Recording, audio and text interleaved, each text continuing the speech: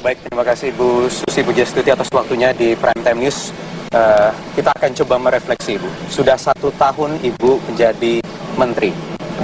Apa refleksinya, apa capaiannya, dan apa yang belum dicapai dalam 1 tahun Ibu sebagai Menteri? Kalau apa yang belum dicapai banyak sekali. Apa yang sudah dicapai is relatif. Mungkin saya pikir kalau dari pribadi, standar saya kerja, masih banyak hal yang semestinya bisa lebih tercapai, tapi karena ya birokrasi dan lain sebagainya kan juga bukan hal yang mudah untuk di turn around ya. Jadi kan ya kalau lihat dari penegakan illegal fishing, keberadaan ikan dan suplai ikan, saya sangat gembira. Sekarang ini suplai pasar lokal naik 240%. Grow ekonomi perikanan menjadi 8,4 kalau tidak salah terakhir data BPS, yang mana itu 2 kali daripada sektor-sektor lain. Dan perikanan selama ini paling tinggi hanya 6%, sekarang sampai 8,4. Kemudian indeks nelayan juga dari 104 sebelum pemerintahan Pak Jokowi, sekarang 106, ada beberapa daerah yang turun ke 105, tapi sudah lebih baik. Yang jelas itu adalah suplai pasar lokal, itu perikanan naik 240. Ekspor ada penurunan 10%, akan tetapi itu diimbangin kenaikan di udang tambak, itu naik 40% untuk masuk pasar Amerika. Oke, Ibu mau menyalahkan siapa? Tadi kalau Ibu sempat sebut karena ini masalah birokrasi. Tetapi sudah ada aksi juga yang Ibu tekankan. Ini terkait soal keamanan, security di lautan kita, illegal fishing, kemudian juga terhadap kapal-kapal ilegal yang walaupun sudah ada aksinya ditenggelamkan, tetapi masih ada menyisakan sejumlah masalah. Bahkan masih saja terus bertambah kapal-kapal yang ditangkap.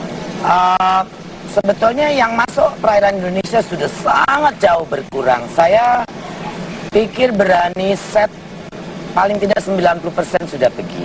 10% mencoba bermain, tapi yang pasti yang kembali 10% pun ada orang kita yang membantu. Kalau tidak mungkin. Siapa Ibu yang membantu? Ya banyak, broker-broker, agent-agent. Ya yang dari dulu biasa mereka membantu kapal-kapal asing ini masuk wilayah perairan Indonesia. Artinya tidak jera juga dengan dibom, diledakan dan lain-lain masih. Yang 90% sudah jera ya, tapi saya pikir dengan penegakan yang terus-menerus ya akan makin hari makin hilang, walaupun tidak bisa 100%, tapi kan at least sudah sangat jauh berkurang. Dan buktinya adalah dengan naiknya suplai pasar lokal yang naik menjadi 240%, saya pikir itu adalah bukti bahwa illegal fishing ini sudah sangat jauh berkurang, sehingga ikan-ikan banyak ke pinggir ditangkap oleh nelayan-nelayan tradisional kita. Jadi Ibu masih akan terus mengedepankan aksi penenggelaman kapal? Ya, karena kalau tidak itu dilakukan, nanti ikan tidak ada, program kapalisasi kita, revitalisasi kita tidak akan berhasil. Tapi yang diledakkan kapal-kapal kecil terus Bu, yang besar kemarin? Besar, kapal yang diledakkan paling sering kecil 80 GT, 100 GT, 200 GT. Kapal Indonesia yang 100-200 GT sedikit sekali.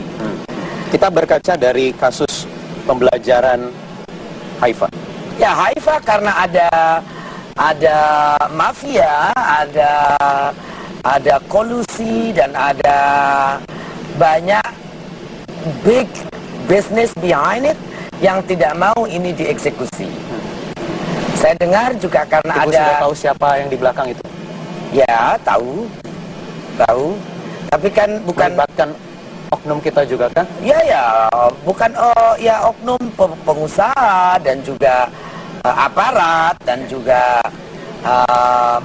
ya basically ini yang kenapa illegal fishing ini harus kita berantas. Karena coba kita bandingkan dengan keputusan yang muncul 12 Oktober kemarin dari sebuah negara yang sangat kecil di Afrika. Negara Sao Tome atau Principe. Kita carinya di peta aja susah. Dia hukum kapal tanda yang sudah dicari selama bertahun-tahun di 160 negara dengan hukuman nakoda, mesin dan lain sebagainya nih sampai 3 tahunan. Dendanya sampai 26 juta. Termasuk anak buah euro. kapalnya juga dipidana? Anak buah kapalnya sama Dipidana juga. semuanya ya.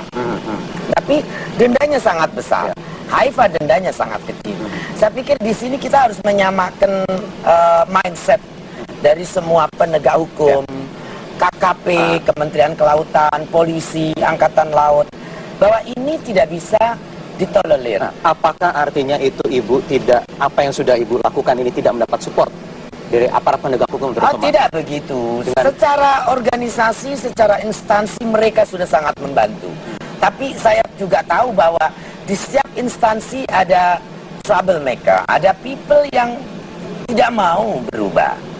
Mereka people yang diuntungkan secara pribadi. Tapi kan bukan berarti kita menjudgment instansinya jelek, tidak.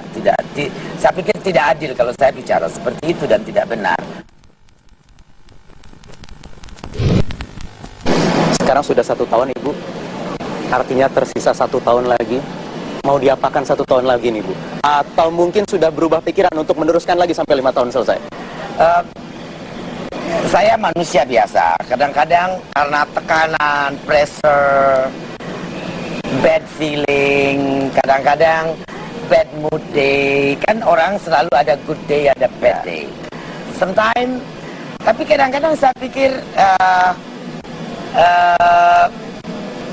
ya sebagai manusia ya, kadang-kadang bad day coming saya mau balik kanan. Kadang-kadang malah pikir nggak usah nunggu 2 tahun. Kadang-kadang tapi saya tetap seorang profesional. Saya whether saya stay another year atau continue, saya akan buat pekerjaan saya dengan kecepatan seolah saya akan pergi besok. So I can achieve more things. Jadi ya. sebenarnya 2 tahun itu hanya sebagai Kalau target supaya bisa bekerja lebih cepat, lebih banyak, atau saya, tapi saya kualitas pekerjaan akan saya jaga seperti saya mau stay di pekerjaan ini forever gitu kan. Tapi kan itu juga tidak bisa. Menteri adalah sebuah jabatan yang finally saya mengerti bahwa ini jabatan politis juga. Kadang-kadang things can be changed, can be different. Tapi ya itu tadi, saya tetap akan bekerja secepat saya akan pergi besok. Dan sebaik seperti saya akan tinggal stay terus 5 atau ya, mungkin ya. 10 tahun. Ya. Jadi sudah berubah pikiran tidak lagi 2 tahun Ibu? I don't know what's coming next ya. Karena ini kasihan kalau tadi kita sudah bicara soal pemberantasan illegal fishing. Kemudian banyak lagi masalah di sektor perikanan dan juga kelautan kita. Ada kesejahteraan para nelayan. Ibu, yang bahkan setelah Ibu masuk sebagai Menteri Kelautan dan Perikanan, saya baca, saya dengar juga justru kesejahteraan ini masih ada beberapa di antara mereka, bahkan banyak juga yang belum juga naik kesejahteraan, belum sejahtera. Ibu melihat kesejahteraan nelayan kita seperti apa?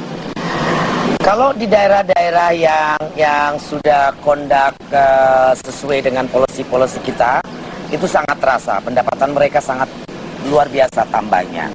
Tapi di beberapa wilayah yang masih memakai alat-alat tidak ramah lingkungan dan beberapa daerah yang memang manajemen pemerintah daerahnya tidak pro kepada pembangunan ekosistem untuk nelayan. Seperti contoh wilayah Muara Angke kan itu sudah polluted, sudah degraded lingkungannya, ikannya juga mau datang juga sudah males kan karena sudah polusi, dan airnya juga sudah tidak bagus. Nah tentunya satu-satunya cara untuk mereka supaya dapat ikan banyak, ya memindahkan wilayah tangkap mereka ke tempat yang lain, atau memberikan mereka kapal-kapal besar. Tapi kalau kapal besar mereka apakah siap atau tidak? Apakah mereka juga ya banyak hal yang banyak PR sebetulnya untuk banyak PR dan bahkan banyak beban juga ke Ibu. Sering di demo kantornya oleh para nelayan karena ada moratorium. Iya, kemudian polisi yang dianggap tidak ramah terhadap para nelayan. Itu sangat jelas kepada kapal-kapal ex-asing. Jadi kalau itu tidak langsung kena nelayan-nelayan kita. Tapi itu soal bagaimana kapal besar di atas 30 GT. Yang mungkin diprotes nelayan adalah pelarangan cantrang. Tapi cantrang kan sekarang kita extend sampai akhir 2016. Jadi sampai Desember 2016. Kalau yang lain pukat ya sudah tidak boleh. Ya, karena kan berbahaya. karena kan khususnya cantrang ini seperti nelayan di Pati yang kemarin juga sudah ramai-ramai tapi datang ke sekarang Jakarta. mereka akhirnya sadar juga kan.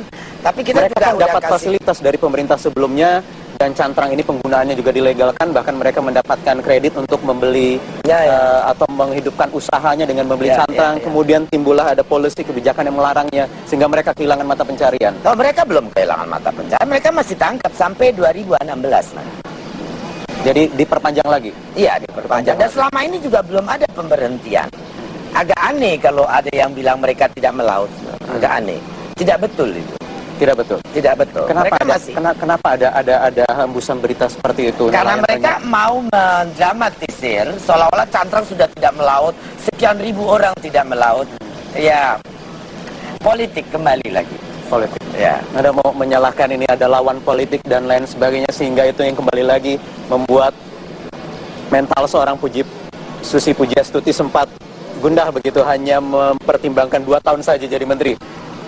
Sekali lagi Bu, saya tegaskan ada intrik politik lawan yang tidak senang dengan apa polisi yang Ibu ambil. Ya, pasti banyak orang yang comfort zone-nya terganggu. Status quo selalu nyaman untuk orang. Saya juga men-encourage swasembada garam. Tentu untuk importer garam ini kan juga mengganggu status quo dan comfort zone mereka. Ya, tapi kan kembali lagi kita negara dengan populasi 250 juta, kita mestinya menuju kepada paling tidak adalah self-sufficiency daripada pangan. Karena pangan ini sangat penting.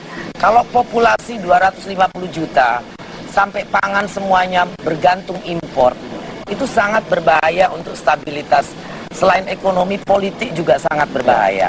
Dan negara-negara tetangga kita harus mengerti dan mensupport keinginan Indonesia untuk swasembada, untuk self-sufficient di bidang pangan. Kalau tidak, poverty-nya tinggi, itu akan menjadikan imigran.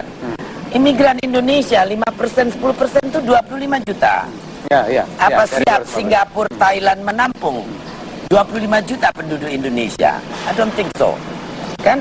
Jadi mau tidak mau ya negara tetangga kita dan dunia harus mensupport Indonesia untuk bisa mandiri di bidang pangan.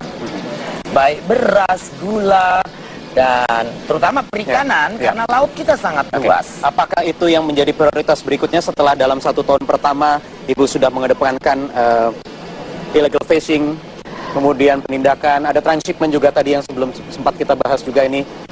Transshipment memang itu tidak boleh, di Western Pacific juga tidak boleh. Papua Nugini sudah melarang, semua sudah melarang. Karena itu menjadi vehicle transportasi tranship daripada kriminal-kriminal yang ada bersamaan. Walaupun di daerah-daerah nelayan tidak punya pasar untuk menjualnya ke daratan karena harus di tengah laut, biasa transaksi di tengah laut. Kemudian sekarang seolah kehilangan pasar. Sebetulnya tidak betul itu. Tidak juga. Dulu kan mereka juga ke pinggir untuk jualan di pinggir. Yang di tengah laut kan itu pencuri-pencuri ikan yang beli dari mereka. Tergoda dengan kemudahan yang ada di tengah laut. Itu tidak benar. Dimanapun negara yang punya ketatanegaraan ya tidak boleh seperti itu. Jadi prioritas berikutnya di tahun kedua dan selanjutnya merubah EUUF menjadi LRRF. Legal Reported Regulated Fishing. Dari illegal unreported unregulated fishing menjadi legal reported regulated fishing. Baik, kalau begitu Ibu Susi, 1 tahun, masih ada 4 tahun berikutnya, kita akan nantikan terus apa saja gebrakan yang dilakukan oleh seorang Susi Pujiastuti. Terima kasih Ibu atas waktunya di Prime News malam hari ini. Dan demikian pemirsa perbincangan saya dengan Menteri Kelautan dan Perikanan Susi Pujiastuti. Kita kembali ke studio.